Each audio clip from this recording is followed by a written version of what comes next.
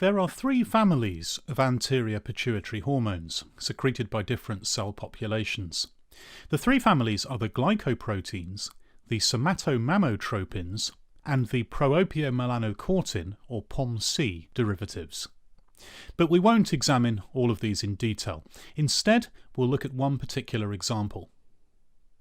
The hypothalamus can release a peptide hormone called thyrotropin releasing hormone, or TRH, into those portal vessels. The portal vessels take the TRH directly to the anterior pituitary, where it works on a population of cells called thyrotrophs.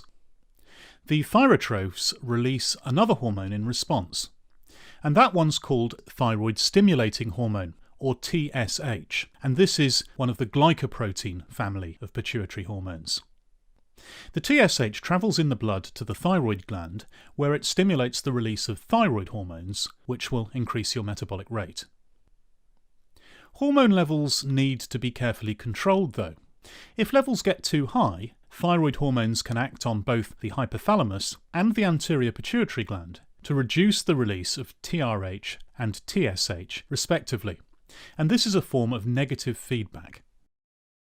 This control structure involving hypothalamus, anterior pituitary, and thyroid gland is referred to as the hypothalamic pituitary thyroid axis.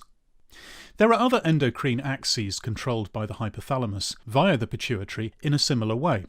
For example, the hypothalamic pituitary adrenal cortical axis, controlling the adrenal cortex and its production of cortisol, and the hypothalamic pituitary gonadal axes, controlling the production of testosterone in men or estrogen in women.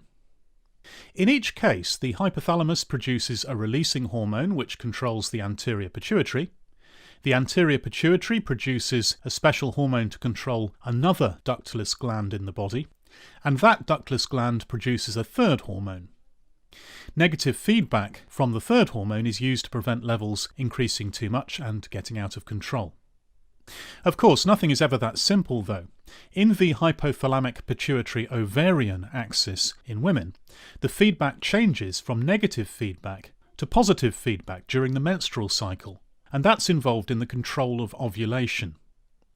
It's also worth noting that the anterior pituitary gland also produces growth hormone, which is one of the somatomammotropin family. And growth hormone doesn't fit so neatly within an axis structure. If the normal negative feedback mechanisms somehow go wrong, this can lead to clinical problems.